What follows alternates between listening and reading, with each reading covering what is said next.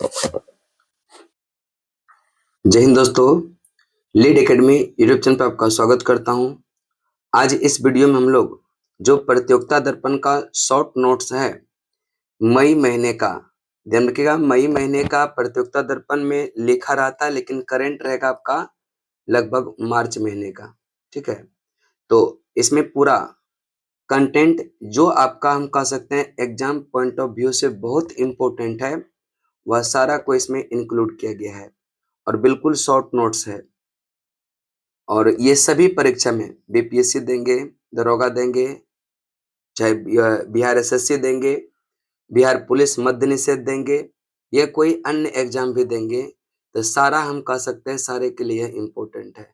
आप रेलवे का देते हैं, सबके लिए इम्पोर्टेंट है, बहुत इम्पोर्टेंट है। तो हम लोग चलते हैं और इसका जिसको पीडीएफ प्राप्त करना हो, आप मेरा Telegram channel lead academy Patna, lead academy या पटना सर्च करेंगे, वहां पर टेलीग्राम चैनल ज्वाइन करेंगे और उस पर सारा पीडीएफ आपको मिल जाएगा। जिसको भी पीडीएफ प्राप्त करना हो, आप मेरे Telegram channel lead academy Patna को ज्वाइन कर सकते हैं। आइए मुद्दे की बात करते हैं। मई 2026, पहले हम प्रतियोगिता दर्पण का राष्ट्रीय घटनाक्रम देख लेते हैं, फिर हम कह सकते हैं कि आगे देखेंगे राज्य, फिर हम देखेंगे आपका आर्थिक, इसी प्रकार से सारा खेलकूद ईवीएस टोटल हम इस वीडियो में कंप्लीट करने वाले हैं। निर्वाचन आयोग ने 15 मार्च 2026 को 5 राज्य और 1 यूटी में विधानसभा चुनाव या कार्यक्रम की घोषणा किया। अब देखिएगा, जो हाल ही में चर्चा में रहता है उसका विधानसभा सीट एग्जाम में पूछ लिया जाता। तो याद रखिएगा, जो असम में है ना वह 126 है, पश्चिम बंगाल में 294 है, केरल की बात करेंगे 140 है, तमिलनाडु में 234 और पुदुचेरी की बात करेंगे यह 30 है। सबका ध्यान रखिएगा। स्वदेशी लड़ाकू हेलीकॉप्टर में उड़ान भरने वाली देश की पहली राष्ट्रपति बनी है द्रौपदी मुर्मू। और स्वदेशी हल्के लड़ाकू हेलीकॉप्टर, इसका जो नाम है प्रचंड है, LCH प्रचंड नाम है। क्या नाम है? LCH प्रचंड। उड़ाने वाले जो कैप्टन थे NS बरुआ थे और द्रौपदी मुर्मू पायलट यूनिफॉर्म में ही सह पायलट के रूप में उड़ान भरी है। और उड़ान कहां से भरी है? यह पोखरण फायरिंग रेंज जो राजस्थान जैसलमेर में पड़ता है वहां से। अब नेक्स्ट पॉइंट देखेंगे कि उथले पानी में चलने वाले पनडुब्बी रोधी नौका श्रेणी के तीसरे पोत नौसेना में शामिल किया। उसका नाम क्या है? उसका नाम अंजदीप है। कब शामिल किया गया? 27 फरवरी 2026 को। कहां पर? चेन्नई बंदरगाह पर। उसका उद्देश्य क्या है? भारतीय नौसेना का पनडुब्बी रोधी युद्ध क्षमताओं और तटीय निगरानी में वृद्धि, डॉल्फिन हंटर के रूप में इसको जाना जाता है। इसके बाद आगे चलते हैं। भारतीय नौसेना का इंजन रहित, एक मिनट, भारतीय नौसेना का इंजन रहित नौकायान पोत INS कौंडिन्य पोरबंदर से मस्कट यानी कि ओमान की यात्रा पर कब यह फिर से वापस आया?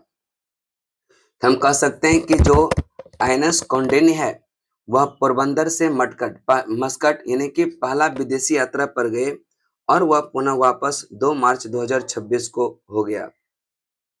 इसे लकड़ी के तख्तों को नारियल के रेशों की रस्सियों से मिलाकर बनाए गए पैदल कपड़े, देखिए पैदल और कपड़े के पाल हवाओं के सहारे चलता है। इसका निर्माण करता जो INS कौंडिन्य है, इसका निर्माण कौन किया?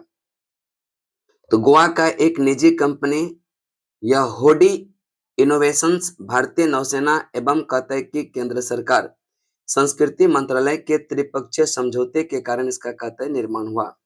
भारतीय नौसेना में INS कौंडिन्य को कब शामिल किया गया? 21 मई 2025 को। और ओमान के लिए यात्रा जो आरंभ किया था यह 29 दिसंबर 2025 और पहुंचा था 14 जनवरी 2026 को। जो ओमान तक इसको पहुंचने में समय लगा वह 18 दिन का समय लगा। यात्रा का उद्देश्य है ओमान के साथ सांस्कृतिक संबंधों को मजबूत करना। इस विशेष मिशन के नेतृत्वकर्ता विकास शेरौन और एक है हेमंत कुमार। दोनों का नाम भी याद रखेगा कि जो आईएनएस कौंडिन्य का यह ओमान यात्रा था, उसका जो मिशन का नेतृत्व किया, यह विकास शेरौन और हेमंत कुमार। अगले विदेश यात्रा जो आईएनएस कौंडिन्य का होगा, वह हम कहेंगे पुरी से बाली होगा, और बाली पड़ता है इंडोनेशिया में। समान नागरिक संहिता विधेयक गुजरात विधानसभा में पारित किया गया, और यह हम कहेंगे कब? तो 25 मार्च 2026 को। स्वतंत्रता के बाद यूसीसी लागू करने वाला जो भारत का पहला राज्य हो गया, वह उत्तराखंड हो गया, और अब दूसरा राज्य बन गया है गुजरात। पुर्तगाली शासन के काल से ही गोवा में यह पहले से ऑलरेडी लागू है। इसके बाद समान नागरिक संहिता का सबसे मजबूत पक्ष क्या है? महिला सशक्तिकरण। सामाजिक दृष्टि से एक महत्वपूर्ण फैसले में सर्वोच्च न्यायालय ने स्पष्ट किया है कि अनुसूचित जाति के किसी हिंदू, सिख अथवा बौद्ध धर्म के अनुयायी द्वारा कोई अन्य धर्म को अपनाने की स्थिति में संबंधित यह उसका अनुसूचित जाति का दर्जा स्वतः ही खत्म हो जाएगा। सुप्रीम कोर्ट का मानना है कि ये जो तीन धर्म है, हिंदू, सिख और बौद्ध, इन्हीं तीन धर्म में अनुसूचित जाति आता और अन्य धर्मों में नहीं आता। इसलिए से अगर धर्म धर्म परिवर्तन किया जाएगा तो वह स्वतः ही उसका जो अनुसूचित जाति का जो भी यह सरकार के द्वारा लाभ मिलता, वह स्वतः ही क्या होता है? खत्म हो जाता। उससे मिलने वाले सभी संवैधानिक और वैधानिक लाभ स्वतः ही क्या होगा? समाप्त हो जाएगा। यह फैसला जो दिया कि जस्टिस यह पीके मिश्रा और जस्टिस मनमोहन के पीठ ने 24 मार्च 2026 को यह दिया। यह फैसला ईसाई पादरी बने चिंथा आनंद की याचिका पर सुनाया गया। हम कहेंगे किसके याचिका पर? चिंथा आनंद की याचिका पर। सर्वोच्च न्यायालय की पीठ ने अपने फैसले में यह स्पष्ट किया कि केवल हिंदू, सिख, बौद्ध धर्म में ही अनुसूचित जाति विद्यमान है। इसके बाद सरकार ने दंत चिकित्सा में सुधार के लिए डेंटल काउंसिल ऑफ इंडिया को भंग कर दे नए नियामक का गठन किया, और इसका नाम रखा नेशनल डेंटल कमीशन, एनडीसी। इसके औपचारिक सूचना कब जारी हुआ? हम कह सकते हैं 19 मार्च 2026 को। इसके तहत 3 बोर्ड का गठन किया जाएगा। एक का नाम है under graduate and post graduate dental, दूसरा है डेंटल असेसमेंट एंड रेटिंग्स, और तीसरा है एथिक्स एंड या डेंटल रजिस्ट्रेशन बोर्ड। एनडीसी के नए चेयरमैन बने हैं डॉक्टर संजय तिवारी। कौन बने हैं? Doctor Sanjay Tiwari. Medical council of India के स्थान पर सितंबर 2020 में एक उसके जगह नया कमीशन बनाया था, जिसका नाम था नेशनल मेडिकल कमीशन। क्या नाम था? National medical commission. चलिए इसके बाद चलते हैं। भारतीय भूवैज्ञानिक सर्वेक्षण ने मार्च 2026 में एक राष्ट्रीय भू विरासत स्थल घोषित किया। किसको? तो कालिंजर किला का एक पहाड़ी है, उसी को भारतीय भूवैज्ञानिक सर्वेक्षण ने मार्च 2026 में एक राष्ट्रीय भू विरासत स्थल घोषित किया। भारतीय भूवैज्ञानिक सर्वेक्षण का जो स्थापना हुआ था 1851 में, और इसका हेडक्वार्टर कहाँ पड़ता है? कोलकाता में। आगे है चीता पुनर्वास परियोजना के तहत 28 फरवरी 2026 को अफ्रीकी देश बोत्सवाना से कितना चीता लाया गया? तो टोटल 9 चीता, मादा 6, इसमें 3 नर है, और इसे कहाँ रखा गया? हम कहेंगे श्योपुर के कुनो नेशनल पार्क, और यह पड़ता है मध्य प्रदेश में पड़ता है। 17 सितंबर 2022 को नामीबिया से लाए गए 8 चीतों को कुनो नेशनल पार्क में छोड़कर नरेंद्र मोदी ने इस परियोजना यानी कि अगर कहेंगे चीता पुनर्वास परियोजना की शुरुआत कब हुआ था? 17 सितंबर 2022 को, और इसी दिन प्रधानमंत्री मोदी का बर्थडे भी आता है 17 सितंबर को, याद रखिएगा। हाल ही में विश्वविद्यालय अनुदान आयोग यूजीसी ने कितने फर्जी विश्वविद्यालय की सूची जारी किया है?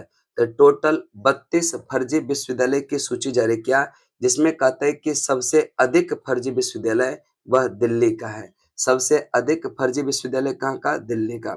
इसके बाद है हिंद महासागर क्षेत्र में समुद्री सहयोग संवर्धन के लिए भारतीय नौसेना ने अपनी दूसरी IOS सागर पहल कब से आरंभ किया?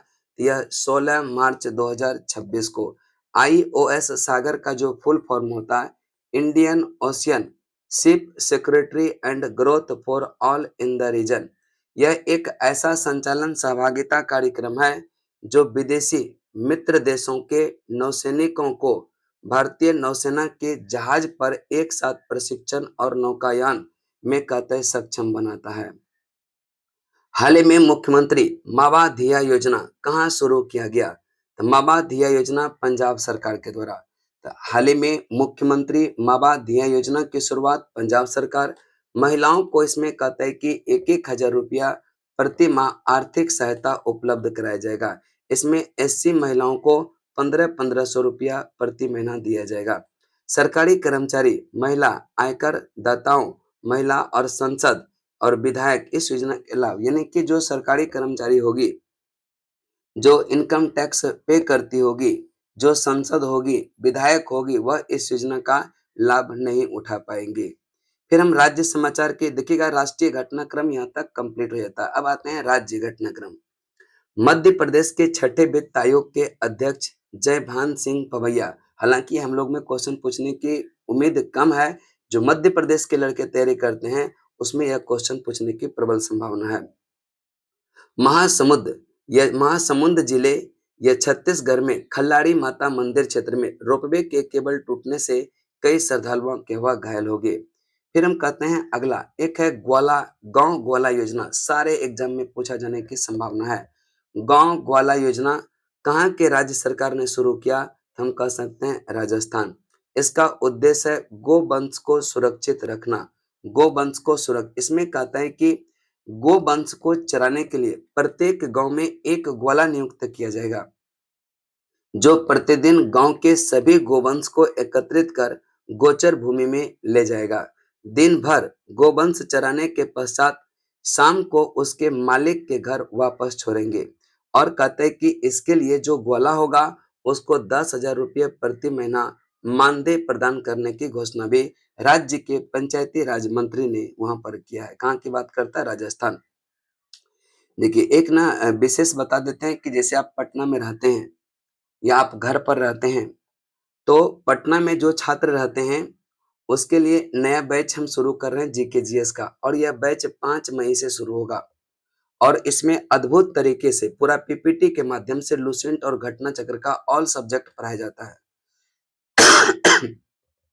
अगर आप बैच ऑनलाइन परचेज करना चाहते हैं तो 599 में हो जाएगा, ऑफलाइन करना चाहते हैं तो 2000 यह 99 यानी कि 2100 रुपया। और इसका टाइमिंग होता है 9 से 11 AM में। जिसको कहते हैं ना जल्दी से कंप्लीट करना है सिलेबस, तो आप लीड एकेडमी संस्थान ज्वाइन कर सकते हैं। और जैसे ऑनलाइन अगर कोई परचेज कीजिएगा तो इस नंबर पर, यानी क्या जो 9546 18 52 57 इस नंबर पर आप कांटेक्ट करके इस पर पे करके आप जो है व्हाट्सएप पर मैसेज करेंगे, फिर आपको 24 घंटे के अंदर ग्रुप में ऐड कर दिया जाएगा। इसमें विशेषता क्या क्या रहेगा? तो लुसेंट का सारा PPT के माध्यम से पढ़ाया जाएगा। घटना चक्र 2026 का सारा सब्जेक्ट प्रश्न और एक्सप्लेनेशन के साथ प्रति 2 घंटे का क्लास होगा। और कहता है शनिवार और रविवार को घटना चक्र का स्पेशल क्लास भी दिया जाएगा। और डेली 100 क्वेश्चन क्यूज डेली होगा, प्रत्येक 10 दिन के बाद टेस्ट होगा। देखिएगा इसी नंबर पर आपको पेड करना है, और यह स्कैनर भी है, आप यहाँ पर स्कैन करके भी आप पेड कर सकते हैं। ठीक है, चलिए इसके बाद हम चलते हैं राजस्थान में। लोगों के स्थानीय भावनाओं का सम्मान करते हुए माउंट आबू का नाम क्या कर दिया? अबुराज कर दिया। माउंट आबू का नाम क्या हो गया? अबुराज। राजस्थान के मुख्यमंत्री क्या नाम है? भजन लाल शर्मा। कामा कस्बे का नाम यज्ञ का काम बंद कर दिया, और जहाजपुर का नाम यज्ञपुर कर दिया। ये सब भी ध्यान रखेगा।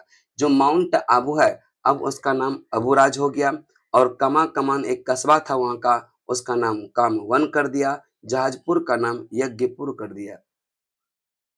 इसके बाद हम चलते हैं अंतर्राष्ट्रीय घटनाक्रम पर। ईरान पर अमेरिका और इजराइल के हमले के संपूर्ण विश्व पर वैश्विक अर्थव्यवस्था पर संकट का बादल छा गया। इसका हम कह सकते हैं प्रभाव हमारे घर के रसोई तक पहुंच गया। इस लड़ाई ने संपूर्ण विश्व में खनिज तेल और गैस सहित अधिकांश उत्पाद की आपूर्ति कतई लड़खड़ा गई है। अमेरिका ने ईरान के परमाणु कार्यक्रम पर रोक लगाने के लिए कौन सा ऑपरेशन किया? Operation epic fury. क्या नाम है? ऑपरेशन एपिक फ्यूरी नाम है। इजराइल द्वारा ऑपरेशन राइजिंग लायन इस हमले में ईरानी यह सर्वोच्च नेता मारे गए और उसका नाम अयातुल्ला अली खामनेई। क्या नाम है? Ayatollah Ali Khamenei. अयातुल्ला के बाद नेता बना उसका पुत्र जिसका नाम है मुज्तबा खामनेई। ठीक है, तो अभी वहां का जो नेता है, सर्वोच्च लीडर जो है ईरान का, वह मुज्तबा खामनेई है। नेपाल के नए प्रधानमंत्री कौन बने हैं? बालेंद्र शाह। अद्भुत प्रधानमंत्री। नेपाल के इतिहास में अब तक का यह सबसे, हम कह सकते हैं, युवा प्रधानमंत्री बालेंद्र शाह का जो संबंध है राष्ट्रीय स्वतंत्र पार्टी से। राष्ट्रीय स्वतंत्र पार्टी ने 275 में से 182 सीटें जीतकर नेपाल में अब तक सबसे युवा प्रधानमंत्री बने हैं। कौन? बालेंद्र शाह। और पहले यह कहता है रैपर और एक इंजीनियर भी था। इसके बाद हम फिनलैंड के राष्ट्रपति अलेक्जेंडर स्टब की भारत यात्रा की बात करते हैं। इसका उद्देश्य है रायसीना संवाद में भाग लेना। रायसीना संवाद में मुख्य अतिथि और मुख्य वक्ता के रूप में किसे आमंत्रित किया गया? अलेक्जेंडर स्टब को यह आमंत्रित किया गया।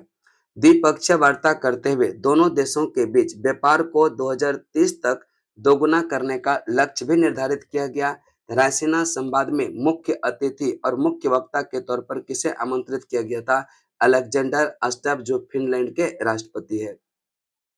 भारत और फिनलैंड द्विपक्षीय संबंधों को डिजिटलीकरण व अस्थिरता में रणनीतिक साझेदारी के स्तर तक ले जाने में सहमति दोनों पक्षों में रही। 3 समझौते ज्ञापन पर हस्ताक्षर दोनों देशों में हुआ।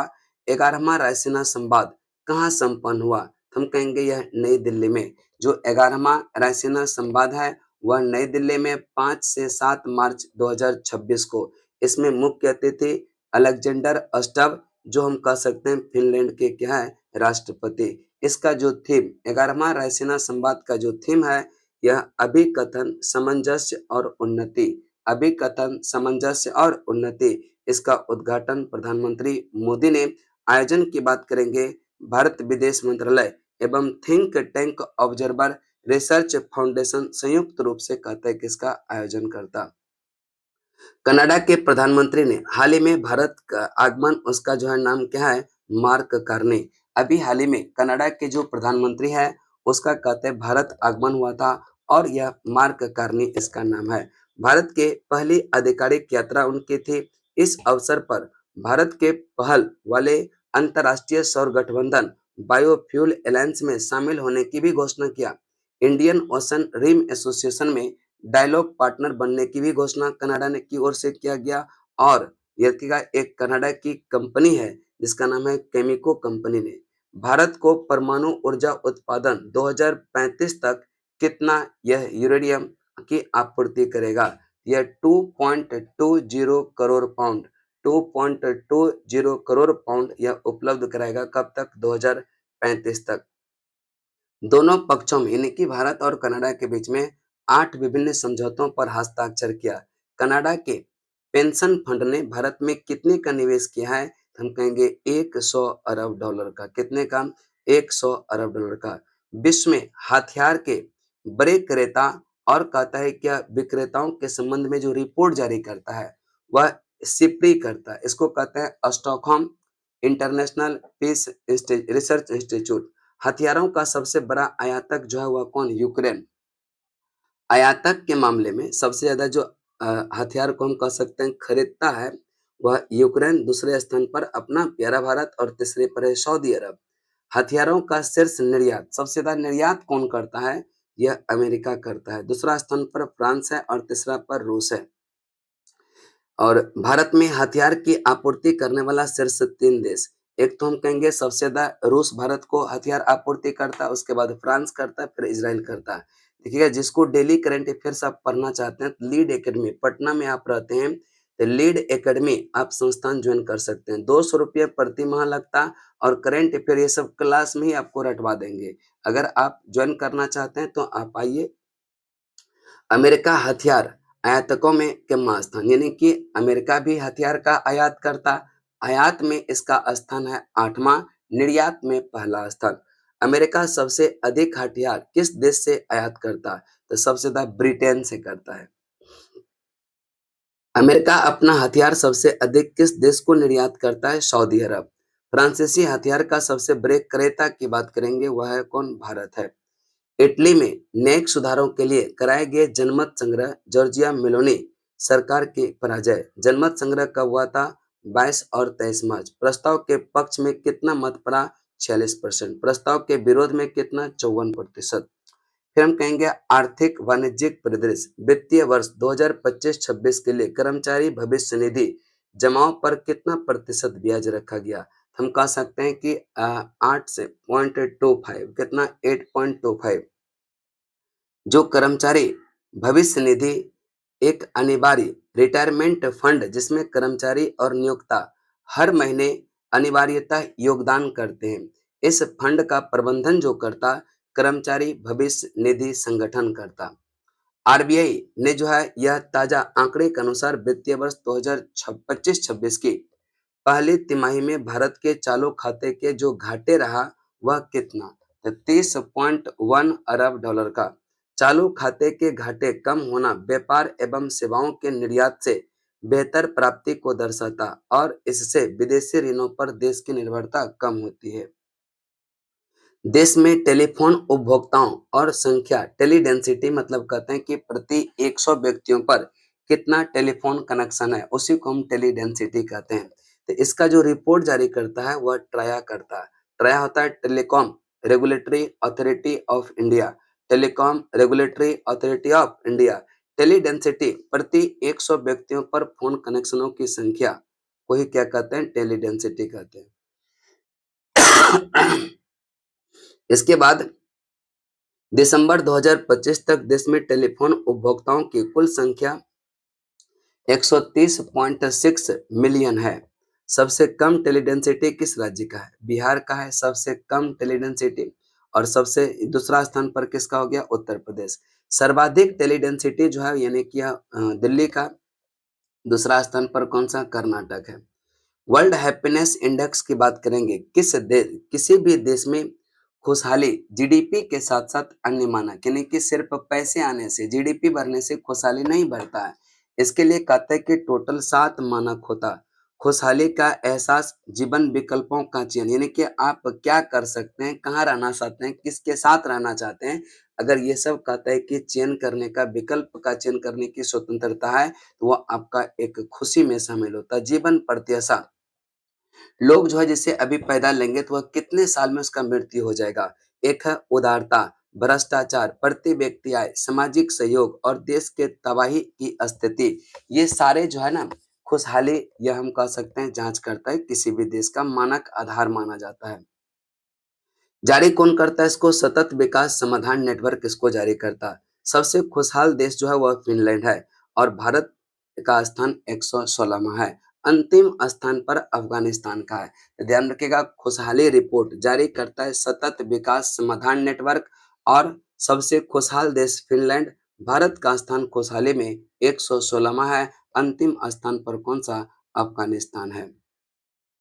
इसके बाद युद्ध के साथ साथ आर्थिक संकट से यह जूझ रहे ईरान में 1-1 करोड़ रियाल के करेंसी नोट जारी किया। ईरान में यह खाने पीने की वस्तु के मूल्य में दोगुना हो गया यानी कि महंगाई बहुत तीव्र गति से वहां बढ़ा है। वहां बेकाबू हो रही महंगाई के बीच मुद्रा का मूल्य तेजी से घटा है। मार्च 2026 के मध्य में 1 करोड़ रियाल का मूल्य मात्र 5 या 6 डॉलर के बराबर हो गया है। बहुत अद्भुत स्थिति, भयावह स्थिति हो गया है ईरान में। राजकोषीय स्थिति के आकलन के नीति आयोग ने राजकोषीय स्वास्थ्य सूचकांक जारी किया और राजकोषीय जो स्वास्थ्य सूचकांक जारी किया, इसमें कहता है कि यह सूचकांक जारी किया नीति आयोग ने और इसमें पहला स्थान पर है उड़ीसा, दूसरा पर गोवा और तीसरा पर झारखंड। अपना बिहार का स्थान आता है इस सूचकांक में, यह क्रम 12वां आता है। अगले 5 वर्षों तक खुदरा मुद्रास्फीति दर कितने रहने का लक्ष्य रखा है? 4 ± 2%। तो 2 से 6% तक रहने का अनुमान। आयुष्मान भारत प्रधानमंत्री जन आरोग्य योजना की शुरुआत जो हुआ था सितंबर 2018 में और यह कहां से हुआ था? रांची से।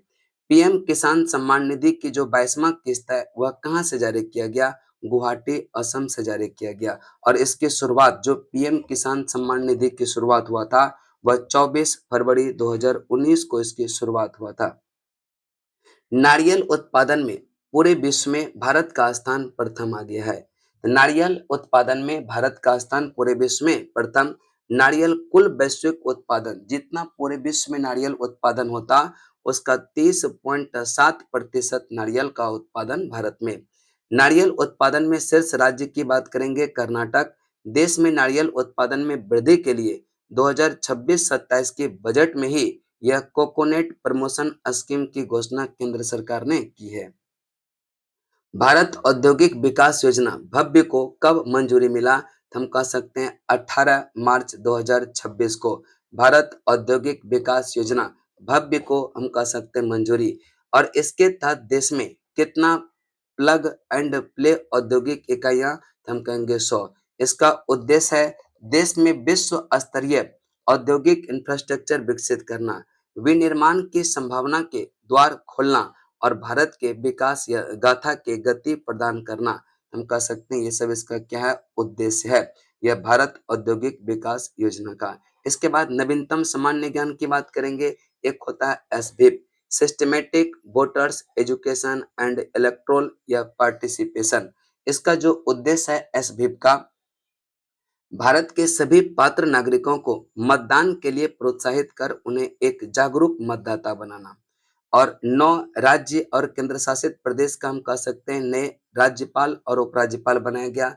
तो दिल्ली के उपराज्यपाल तरनजीत सिंह संधू, लद्दाख के उपराज्यपाल विनय कुमार सक्सेना, हिमाचल प्रदेश का जो उपराज्यपाल राज्यपाल है कविंदर गुप्ता, नागालैंड की बात करेंगे नंदकिशोर यादव, पश्चिम बंगाल की बात करेंगे आर.एन. रवि और बिहार का सैयद अता हसनैन, महाराष्ट्र का विष्णुदेव वर्मा। भारत में चीन में जो है भारत के नए राजदूत किसको? विक्रम दोराई स्वामी। चीन में भारत के जो नए राजदूत बने हैं वह कौन बने हैं? यह विक्रम दोराई जी। क्या नाम है इसका? यह विक्रम दोराई स्वामी। जनता दल यू, जिसको हम कहते हैं कि जेडीयू, तो जेडीयू का जो अध्यक्ष बनाया गया है वह फिर से नीतीश कुमार को। और एचडीएफसी एर्गो जनरल इंश्योरेंस के नए प्रबंध निदेशक पार्थनील घोष को। और थल सेना में नए उप प्रमुख की बात करेंगे, यह धीरज सेठ। अब आते हैं हम पुरस्कार और सम्मान की बात करते हैं। तो पुरस्कार और सम्मान की अगर हम बात करें तो बीसीसीआई वर्ष 2024-25 के नमन पुरस्कार का वितरण कहाँ किया? यह नई दिल्ली में इस पुरस्कार के वितरण किया। इसमें लाइफ टाइम अचीवमेंट पुरस्कार रोजर बिन्नी और राहुल द्रविड़ को। सर्वश्रेष्ठ अंतर्राष्ट्रीय क्रिकेट पुरुष शुभमन गिल, महिला में स्मृति मंधाना। इसके बाद एक दिवसीय अंतर्राष्ट्रीय क्रिकेटर में सर्वाधिक रन बनाने वाली अगर हम महिला खिलाड़ी की बात करेंगे, यह कौन? स्मृति मंधाना। सर्वाधिक विकेट लेने वाली महिला खिलाड़ी में दीप्ति शर्मा को। रणजी ट्रॉफी में सर्वश्रेष्ठ ऑलराउंडर किसको? हर्ष दुबे को। इसके बाद ऑस्कर पुरस्कार 2026, 58वां ऑस्कर पुरस्कार का वितरण लॉस एंजल्स में। बता देना चाहते हैं कि जिसको इस बेहतरीन नोट्स का पीडीएफ चाहिए, आप मेरा Telegram channel lead academy join कर सकते हैं। और अगर आप बेहतरीन करंट अफेयर्स की तैयारी करना चाहते हैं, अगर आप पटना में रहते हैं तो आप लीड एकेडमी संस्थान को ज्वाइन कर सकते हैं। वहां पर स्पीडी और हम कह सकते हैं प्रतियोगिता दर्पण का बेहतरीन तैयारी होता। सर्वाधिक पुरस्कार पाने वाले फिल्म है वन बैटल आफ्टर अनदर। सर्वश्रेष्ठ फिल्म है वन बैटल आफ्टर अनदर। सर्वश्रेष्ठ निदेशक की बात करेंगे पॉल थॉमस एंडरसन। सर्वश्रेष्ठ अभिनेता माइकल बी जॉर्डन। सर्वश्रेष्ठ अभिनेत्री जेसी बकले। इसके बाद करण जौहर के धर्मा प्रोडक्शन के बैनर तले हिंदी फिल्म होम बाउंड वर्ष 2026 के 98 पुरस्कार के लिए सर्वश्रेष्ठ अंतर्राष्ट्रीय फिल्म कैटेगरी में भारत का आधिकारिक प्रविष्टि किया था, जिसका नाम है क्या? Home bound. इसके बाद आगे चलते हम लोग। जो 60वां ज्ञानपीठ पुरस्कार है 2025 किसको मिला? तो बैरामुथु रामासामी को। 60वां ज्ञानपीठ पुरस्कार 2025 यह बैरामोथो रामासामी। 59वें ज्ञानपीठ पुरस्कार 2024 विनोद शुक्ल को मिला था, ध्यान में रखिएगा। 35वां सरस्वती सम्मान 2025 राम कुमार मुखोपाध्याय को मिला है। इसका उपन्यास है हर पार्वती कथा और यह बंगला में है। 34वां सरस्वती सम्मान मिला था, यह भद्रेश दास को मिला था। और 35वां राम कुमार मुखोपाध्याय को। सरस्वती सम्मान के तहत पुरस्कार राशि कहते हैं 15 लाख रुपया और बिहारी पुरस्कार में 2.5 लाख, ब्याज सम्मान में 4 लाख मिलता। भारत ब्रिटेन व्यापार संबंधों को मजबूत करने में उत्कृष्ट योगदान के लिए ब्रिटेन सरकार ने मानद नाइटहुड से सम्मानित किसको किया था? एन चंद्रशेखरन को। एन चंद्रशेखरन को टाटा समूह के जो चेयरमैन है, इसी को ब्रिटेन सरकार ने मानद नाइटहुड उपाधि से सम्मानित किया है। स्टॉकहोम वाटर प्राइज 2026 किसे मिला? तो काबेद मदानी को। काबेह मदानी को मिला है स्टॉकहोम वाटर प्राइज। जल के क्षेत्र में इसको नोबेल पुरस्कार और पुरस्कार राशि 10 लाख स्वीडिश क्रोनर है। भारत के वाटरमैन राजेंद्र सिंह को कहा जाता और इसको भी स्टॉकहोम वाटर प्राइज मिला था 2015 में। इसके बाद साहित्य अकादमी पुरस्कार की बात करेंगे, कुल 24 भाषाओं में दिया जाता है। हिंदी भाषा के लिए मिला है ममता कालिया को जीते जी इलाहाबाद के लिए। अंग्रेजी भाषा के लिए मिला है नवतेज सरना क्रिम्सन स्प्रिंग उपन्यास के लिए। मैथिली भाषा के लिए महेंद्र यह धात्री पात यह शन गाम के लिए। राजस्थानी के लिए जितेंद्र कुमार सोनी। यानी कि जो 22 भाषा का उल्लेख है वह 8वीं अनुसूची में, लेकिन इन 22 भाषा के अलावा 2 और भाषा जैसे अंग्रेजी है 22 भाषाओं में वह शामिल नहीं है, राजस्थानी है वह 22 भाषाओं में शामिल नहीं है। तो 22 भाषाओं के अलावा हम कहेंगे 2 अन्य भाषा अंग्रेजी और राजस्थानी में भी दिया गया। तो टोटल 24 भाषाओं में हिंदी भाषा के लिए ममता कालिया, अंग्रेजी के लिए नवतेज सरना और मैथिली के लिए महेंद्र को, राजस्थानी के लिए जितेंद्र कुमार सोनी को। हॉकी इंडिया का वार्षिक पुरस्कार की बात करते हैं 2025 का। Major Dhyan Chand lifetime achievement award मिला है जफर इकबाल को। वर्ष का सर्वश्रेष्ठ पुरुष खिलाड़ी का बलबीर सिंह जो सीनियर ट्रॉफी मिलता है वह किसको? तो वर्ष का सर्वश्रेष्ठ पुरुष खिलाड़ी हार्दिक सिंह को और सर्वश्रेष्ठ महिला खिलाड़ी नवनीत कौर को मिलता है। किसको? नवनीत कौर को मिला है। वर्ष 2000 की वर्ष के सर्वश्रेष्ठ गोलकीपर बिच्छू या देवी खरीवान है। विश्व व्यापार संगठन द्विवार्षिक मंत्री स्तरीय सम्मेलन 2026 यह कैमरून के याओंडे में हुआ है। और WTO का स्थापना की बात करेंगे 1 जनवरी 1995 को और इसका हेडक्वार्टर जेनेवा स्विट्जरलैंड में है। जेनेवा स्विट्जरलैंड में। इसके बाद निधन की बात करेंगे। अयातुल्ला अली खामनेई एक ईरानी राजनीतिज्ञ शिया धर्मगुरु थे जो अब कहता है नहीं रहे। इसकी मृत्यु पर ईरान में 7 दिन का सार्वजनिक अवकाश और 40 दिन का राष्ट्रीय शोक। HK दुआ का निधन हुआ, इसका संबंध है पत्रकारिता से। और TK ओमान का निधन हो गया, इसका संबंध है समाज शास्त्री से। कुछ दिवस की बात कर लेते हैं। विश्व वन्यजीव दिवस यह कब मनाते हैं? तो 3 मार्च को विश्व वन्यजीव दिवस। और राष्ट्रीय सुरक्षा दिवस 4 मार्च को। राष्ट्रीय सुरक्षा दिवस 4 मार्च को। जन औषधि दिवस 7 मार्च को। और अंतर्राष्ट्रीय महिला दिवस 8 मार्च को। राष्ट्रमंडल दिवस की बात करेंगे 9 मार्च, यानी मार्च महीने का दूसरा सोमवार जो होता वह राष्ट्रमंडल। मॉरिशस दिवस की बात करेंगे 12 मार्च। फिर हम कह सकते हैं कि एक पाई दिवस मनाते हैं। कौन सा? पाई दिवस। तो पाई दिवस जो है 14 मार्च को। विश्व उपभोक्ता अधिकार दिवस 15 मार्च। राष्ट्रीय टीकाकरण दिवस 16 मार्च को मनाते हैं। आयुध कारखाना दिवस ये हम कहेंगे 18 मार्च को। अंतर्राष्ट्रीय प्रसन्नता दिवस की बात करेंगे 20 मार्च को।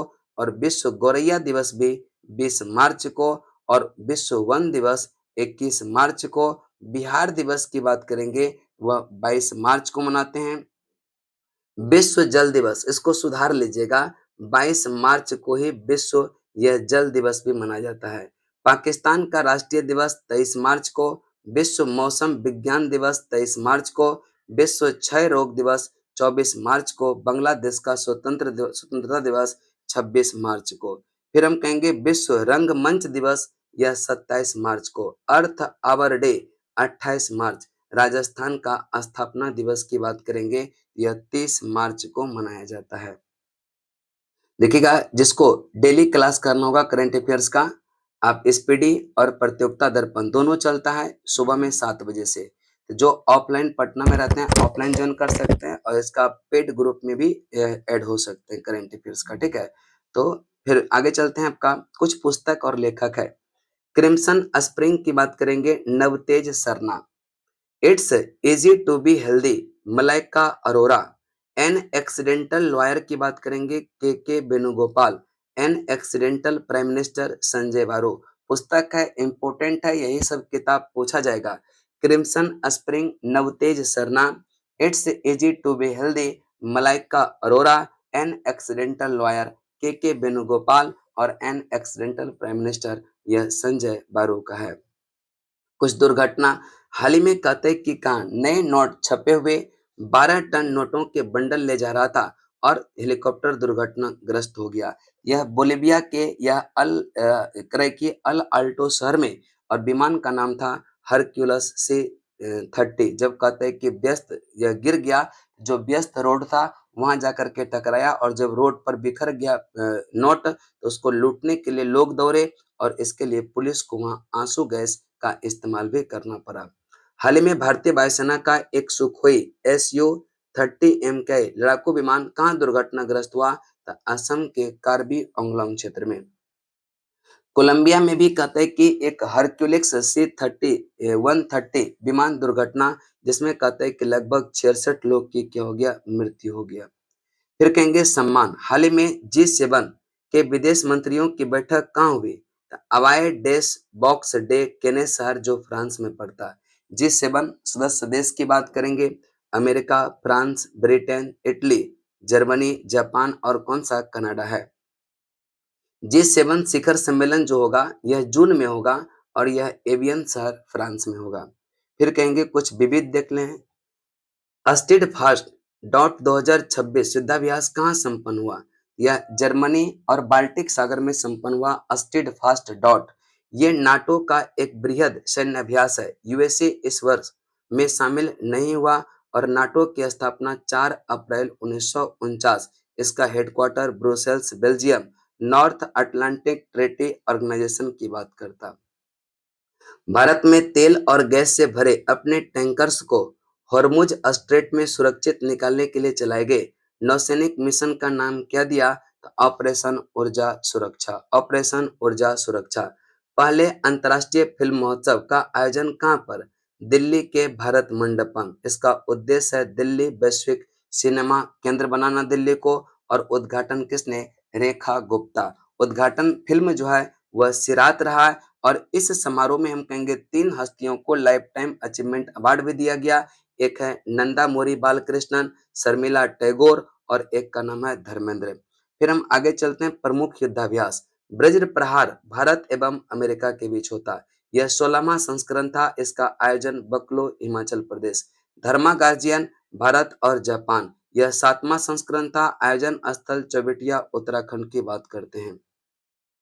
लामितेय 2026 भारत और सेशल्स, 11वां संस्करण। आयोजन इसका सेशल्स रक्षा अकादमी में किया गया।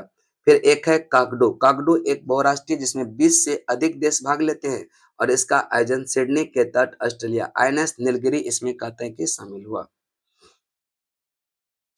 इसके बाद हम चलते हैं, कुछ खेलकूद की बात कर लेते हैं। क्रैकी बर्किंघम में यह संपन्न ऑल इंग्लैंड ओपन, यह बैडमिंटन का खिताब किसने जीता? लिन चुन ई।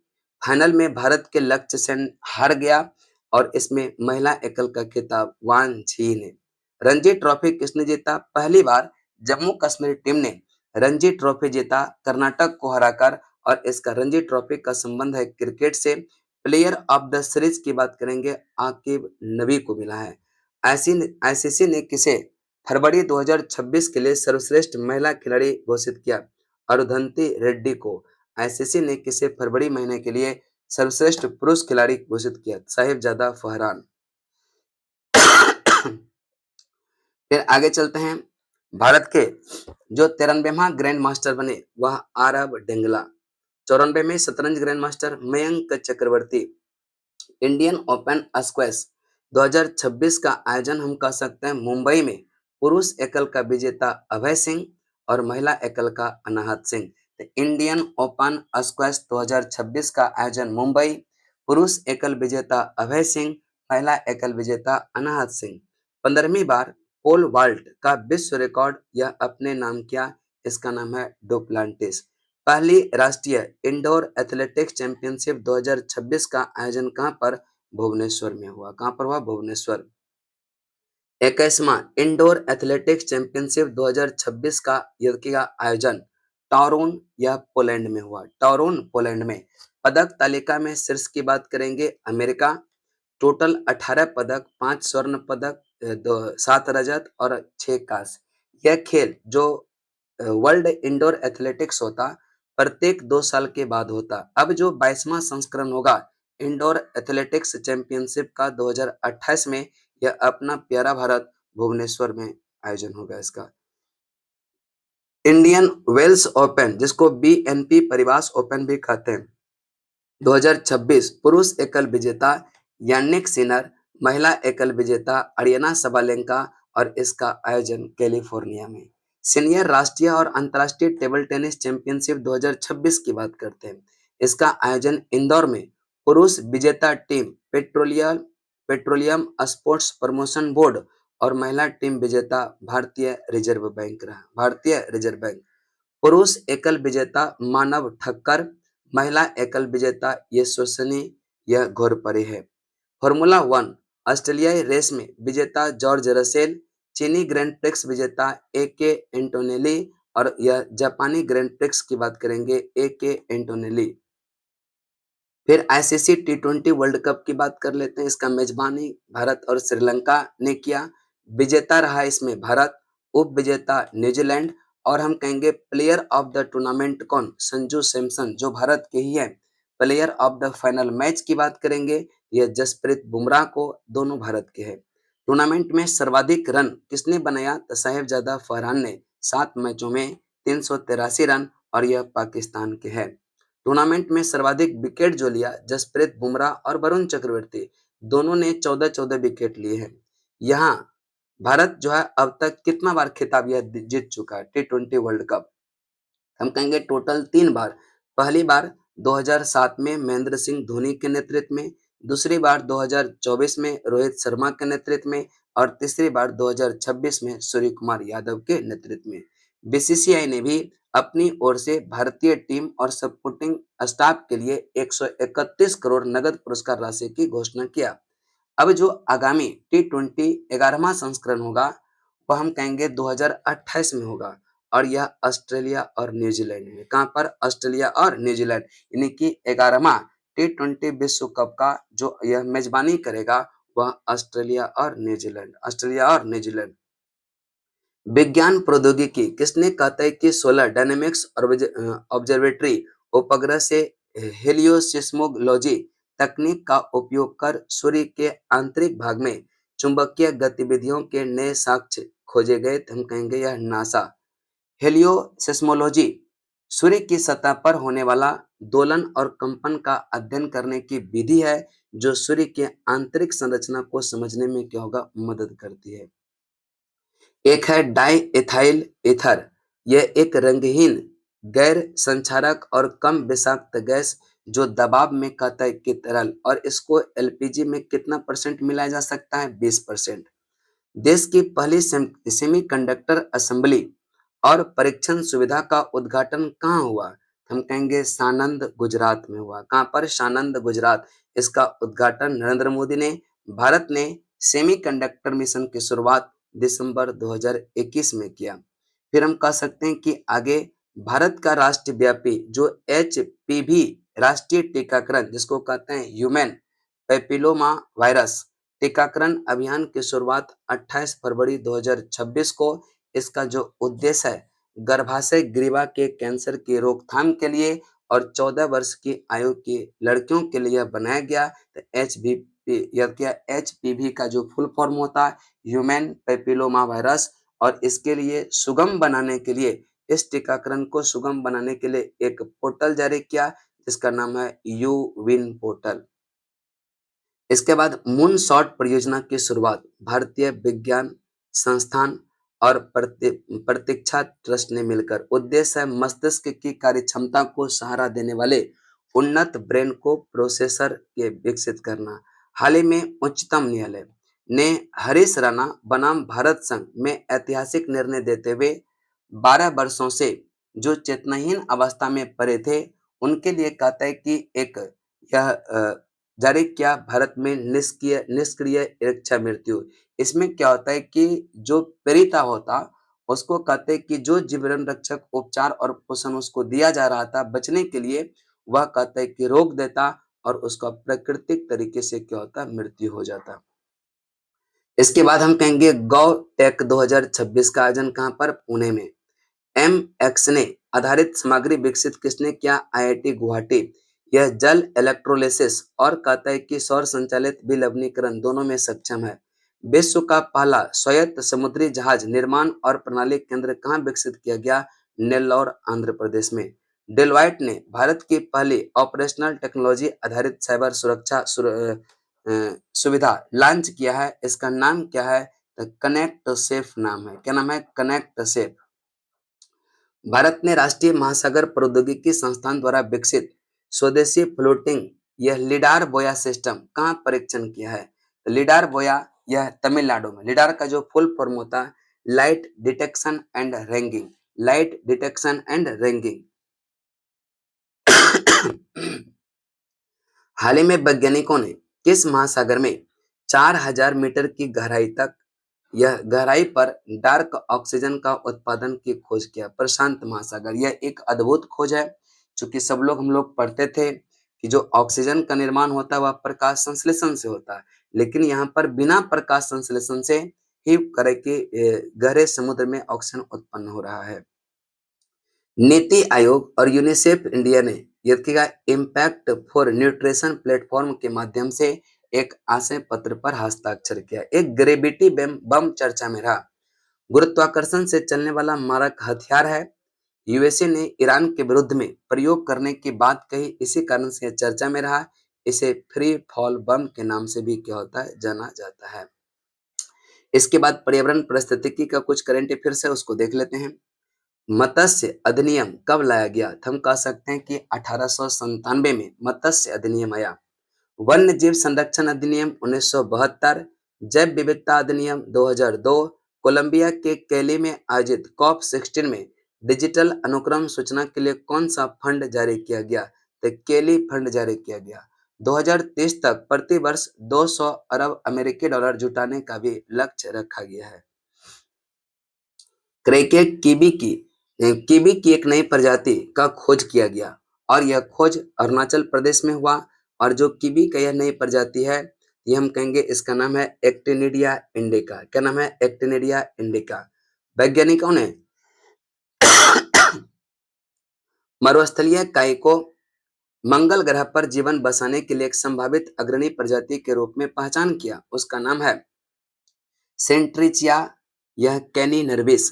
सेंट्रिचिया यह कैनी नर्विस। भारतीय प्राणी सर्वेक्षण वैज्ञानिकों ने पूर्वी हिमालय में लाइकन मौत की 2 प्रजाति, एक का नाम है कोलोसोइरा और एक का नाम है असुरा बुक्सा। जो कोलोसेरा है यह सिक्किम क्षेत्र में, असुरा बुक्सा यह पश्चिम बंगाल में, और सब यह लाइकन मौत का प्रजाति है। बेला कार्ली मीठे पानी के यह केकड़े की एक कतई के दुर्लभ प्रजाति है, एक दुर्लभ प्रजाति। और हम कह सकते हैं यह कहाँ पर पाया गया? Silent valley national park.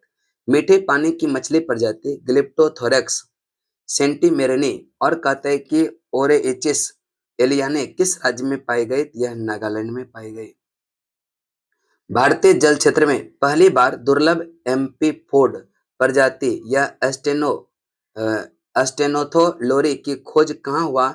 हम कह सकते हैं उड़ीसा। यह छोटी झींगा जैसी समुद्री प्रजाति है। ऊर्जा और कहते हैं कि स्वच्छ वायु अनुसंधान केंद्र द्वारा केंद्रीय प्रदूषण नियंत्रण बोर्ड के अनुसार भारत का सबसे प्रदूषित शहर जो है वह गाजियाबाद उत्तर प्रदेश। फिर कह सकते हैं कि यह दूसरा स्थान पर प्रदूषण में नोएडा का, तीसरा दिल्ली का। भारत का जो टॉप 10 स्वास्थ्य शहर है, सबसे स्वच्छ शहर है, वह सारा कर्नाटक में है। यह CRE के रिपोर्ट के अनुसार।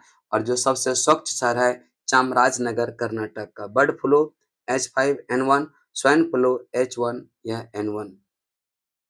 देश का पहला सूक्ष्म शैवाल आधारित एयर प्यूरिफायर टावर कहाँ लगाया गया? दिल्ली में। यह टावर सूक्ष्म शैवाल के माध्यम से हवा साफ करता है। प्रवासी वन्य जीवों के संरक्षण पर सम्मेलन के पक्षकारों का जो सम्मेलन हुआ, यह ब्राजील में। इसको वान सम्मेलन भी कहते हैं। तो क्वेश्चन अगर पूछेगा तो वान सम्मेलन कहाँ हुआ था? ब्राजील में। और इसका जो थीम रहा, जीवन को बनाए रखने के लिए प्रकृति को जोड़ना। जीवन को बनाए रखने के लिए प्रकृति को जोड़ना। अंतर्राष्ट्रीय कार्बन मार्केट सम्मेलन प्राकृतिक 2026 का आयोजन कहां पर? नई दिल्ली में। दूसरे भारत बायसोन महोत्सव, देब्रीगढ़ जो वन्य जीव अभ्यारण्य उड़ीसा में पड़ता, बायसोन महोत्सव वहीं पर मनाया गया। तो बायसोन महोत्सव कहां पर? देब्रीगढ़ में। किस राज्य के जीआई टैग प्राप्त? जो जोहा चावल है, असम का है, इसको जीआई टैग प्राप्त मिला। और पहला खेप ये यूनाइटेड किंगडम और इटली को निर्यात किया है। किस किस देश को? यूनाइटेड किंगडम और इटली को। अब चलते हैं इंपोर्टेंट फैक्ट की बात कर लेते हैं। हाल ही में 18वीं लोकसभा के गठन के लगभग 2 वर्ष के बाद लोकसभा अध्यक्ष ओम बिरला ने विशेषाधिकार समिति के 15 सदस्यों को मनोनीत किया। किसकी अध्यक्षता में? हम कहेंगे रविशंकर प्रसाद। विशेषाधिकार समिति का जो 15 सदस्य है, उसके किसकी अध्यक्षता में गठन किया गया? रविशंकर प्रसाद। फिंच रेटिंग ने वित्त वर्ष 2025-26 के लिए भारत के सकल घरेलू उत्पाद की वृद्धि दर अनुमान है 7.5%। आंध्र प्रदेश के गुंटूर स्थित लक्ष्मी नरसिम्हा स्वामी मंदिर में एक मध्ययुगीन शिलालेख की खोज किया गया। यह किस राजवंश से संबंधित है? गजपति राजवंश। कौन सा? गजपति राजवंश। सर्वोच्च न्यायालय के निर्णय के अनुसार गोद लेने वाले सभी महिला कर्मचारी बच्चों की आयु की किसी भी शर्त के बिना कितने सप्ताह के सवैतनिक मातृत्व अवकाश की घोषणा किया? हम कहेंगे 12 सप्ताह तक। कितना? 12 सप्ताह।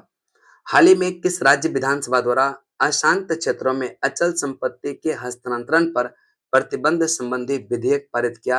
राजस्थान विधानसभा ने।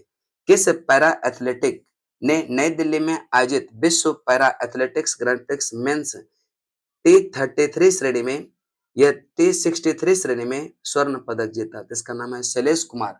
और शैलेश कुमार जो है, यह जमुई बिहार के रहने वाले हैं। 4 मार्च 2026 को विश्व मोटापा दिवस मनाया गया।